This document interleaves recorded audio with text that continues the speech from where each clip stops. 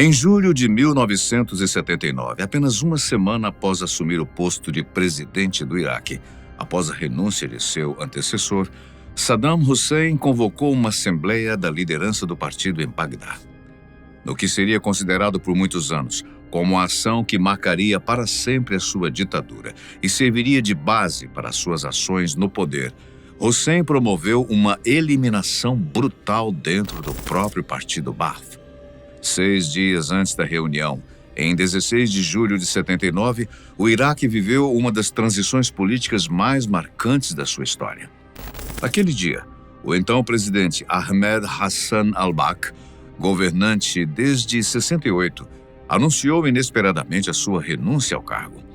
O secretário presidencial e membro do Conselho do Comando Revolucionário, Muhyiddin Abdul Hussein Mashhad, se opôs veementemente à renúncia durante a própria sessão, pedindo ao presidente que tirasse apenas umas férias temporárias sem transferir o poder para o seu sucessor, proposta recusada por al-Bakr.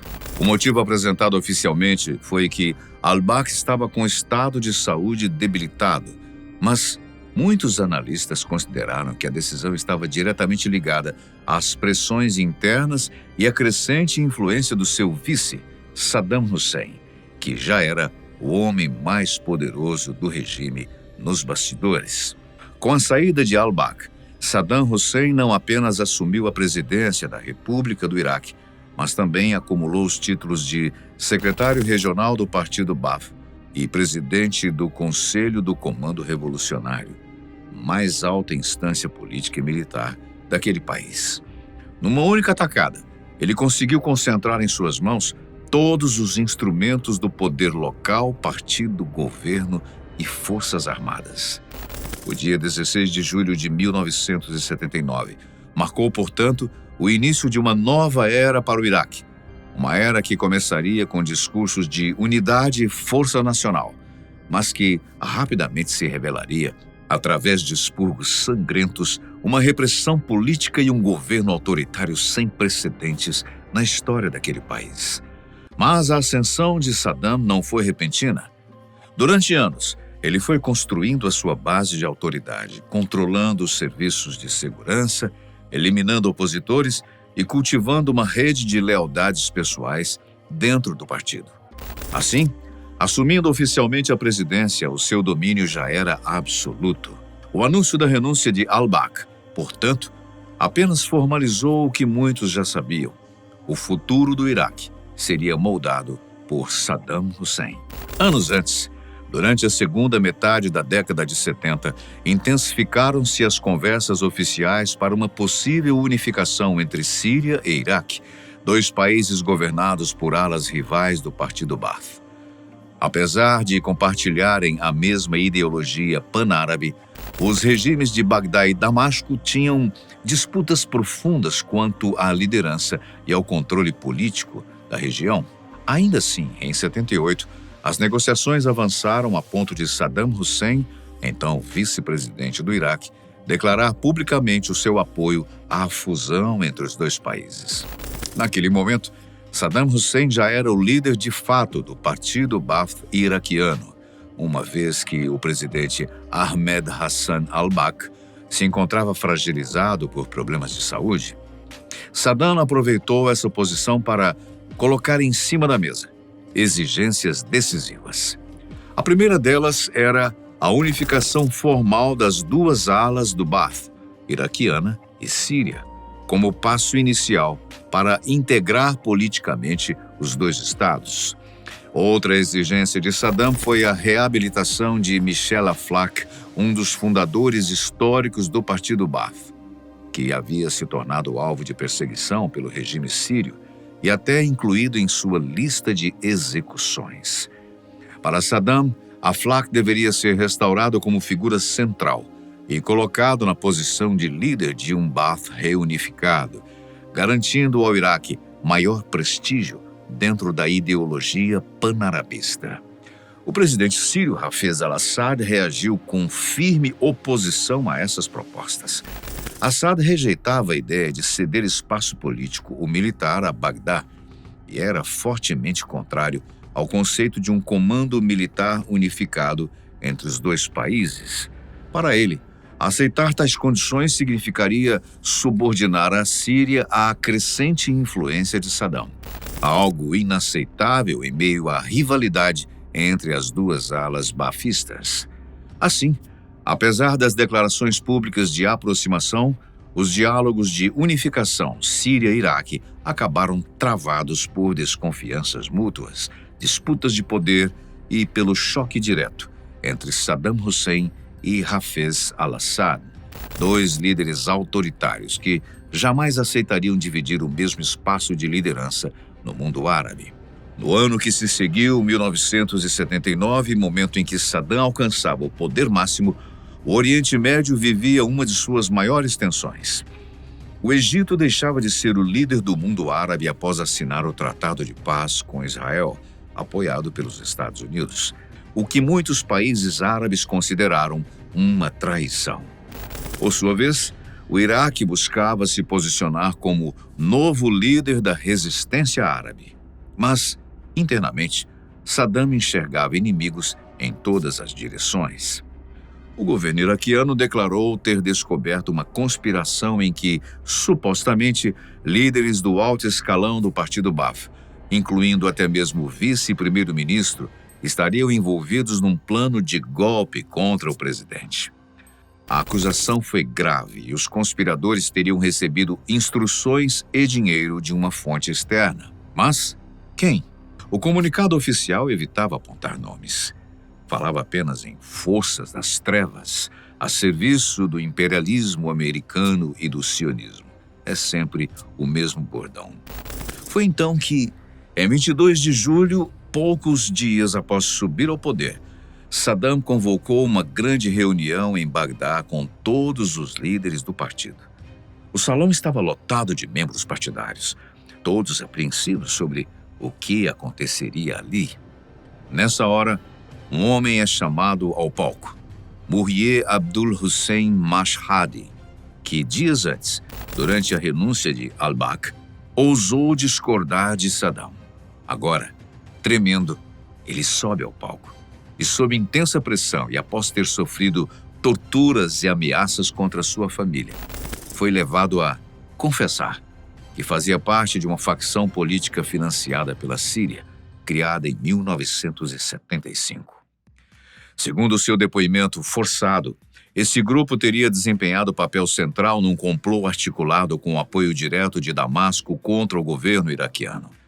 Em meio à falsa confissão, ele começa a citar nomes de colegas, nomes que seriam suas sentenças de morte.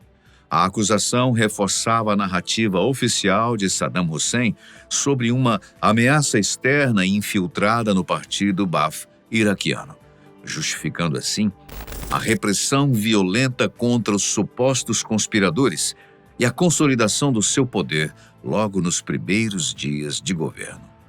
Enquanto isso, Saddam está sentado calmamente acendendo um charuto cubano, observando friamente os presentes.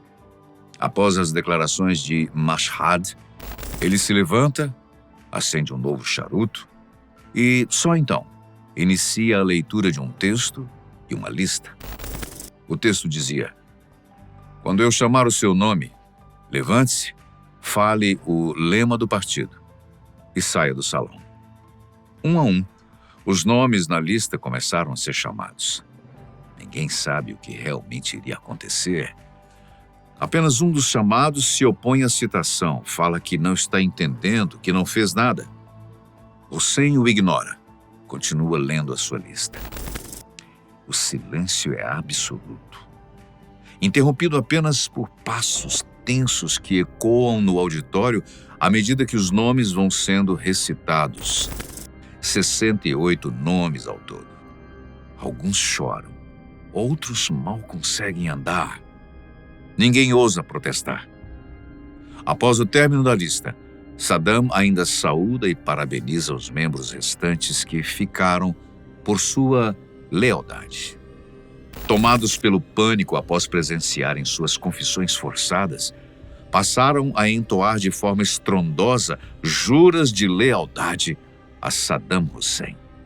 O gesto, carregado de desespero, refletia bem menos a convicção ideológica dos que estavam ali e mais a tentativa desesperada de escapar do mesmo destino dos seus camaradas.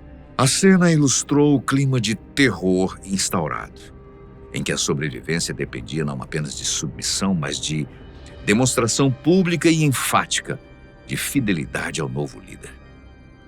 Do lado de fora, os acusados foram levados diretamente para prisões secretas. Nos dias seguintes, julgamentos relâmpago condenaram 22 deles à morte. Dentre eles, 5 membros do Conselho do Comando Revolucionário foram condenados à execução sumária. O mais cruel ainda estava por vir. Saddam não chama executores profissionais. Ele escolhe membros do próprio partido para atirarem seus amigos e camaradas. Seria um teste, uma prova definitiva da sua lealdade. Matar para sobreviver.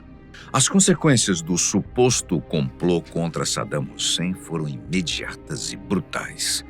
No dia 28 de julho de 79, a mídia estatal iraquiana começou a divulgar detalhes do caso e passou a acusar abertamente a Síria de ter financiado e apoiado os conspiradores. Do outro lado, os membros do partido Ba'ath, sírios, responderam, negando categoricamente sua participação e afirmando não ter qualquer ligação com o golpe frustrado. Poucos dias depois, em 8 de agosto, a agência de notícias do Iraque noticiou entre 56 e 250 prisões e anunciou que 21 dos 22 acusados haviam sido executados por fuzilamento, condenados por conspirar contra o novo presidente iraquiano. O 22º réu foi condenado à morte in absentia, já que não havia sido localizado. Diplomatas especularam se a conspiração teria sido incentivada por potências estrangeiras, talvez até por outros países árabes rivais como a Líbia. Mas a verdade é que isso pouco importava. Para Saddam, a versão oficial era suficiente. Qualquer um poderia ser um traidor. Qualquer um poderia ser o próximo. Além disso, na Assembleia de 22 de julho de 1979, Saddam Hussein transformou medo em poder absoluto. Numa única semana, consolidou sua autoridade, eliminou opositores e deixou claro ao Iraque e ao mundo árabe que governaria com ferro, fogo e sangue. A mensagem estava dada. Em seu regime, a lealdade não era uma escolha, era a única forma de sobreviver. Para consolidar a sua imagem de força, Saddam autorizou a distribuição em todo o país de fitas com as confissões e as execuções, transformando o episódio num espetáculo de intimidação pública. Em seguida, no início de agosto, ele apareceu diante de uma multidão de cerca de 50 mil apoiadores reunidos em frente ao Palácio Presidencial em Bagdá. Do alto da sacada, anunciou que havia acabado de testemunhar o cumprimento da sentença contra os conspiradores e foi recebido com aplausos e gritos diante de uma multidão, reforçando seu poder recém-consolidado. O episódio representou um rompimento definitivo nas relações entre Iraque e Síria. Saddam concluiu pessoalmente que os baafistas sírios estavam profundamente envolvidos num complô e transmitiu essa visão ao presidente sírio Hafez al-Assad. Ainda assim, manteve por algum tempo a ajuda financeira prometida a Damasco durante a cúpula da Liga Árabe de 78. Esse arranjo, no entanto, acabou em 80, com a eclosão da guerra Irã-Iraque, quando al-Assad tomou uma posição inesperada ao se alinhar abertamente com o Irã, inimigo declarado de Bagdá. Para Saddam, essa postura equivalia a uma traição ao pan-arabismo defendido pelo partido Ba'ath. A rivalidade se aprofundou nos anos seguintes. Em 1981, um memorando secreto enviado por Assad aos membros do partido Ba'ath sírio revelava sua estratégia de prolongar a guerra entre Irã e Iraque, até que Saddam pudesse ser substituído por uma coalizão pró-Síria, a Frente Nacionalista Iraquiana. A partir daí, a Síria passou a apoiar partidos de oposição iraquianos, incluindo o xiita Partido Dawa Islâmico, aliado de Teherã. Em resposta, o Iraque ofereceu suporte à Frente Nacional para a Libertação da Síria Árabe, uma coligação de opositores ao regime de Assad, que incluía baafistas pró-Iraque e até membros da Irmandade Muçulmana Síria. Bagdá também apoiou ativamente as revoltas islâmicas contra o governo alauíta em Damasco após 1980. As feridas abertas em 79 jamais se cicatrizaram durante os governos de Saddam Hussein e Hafez al-Assad.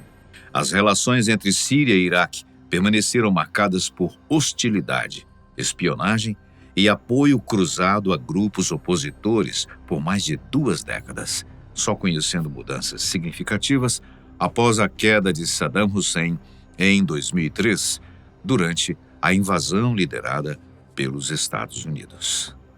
Muito obrigado pela sua companhia, sempre especial. A gente se vê num próximo vídeo.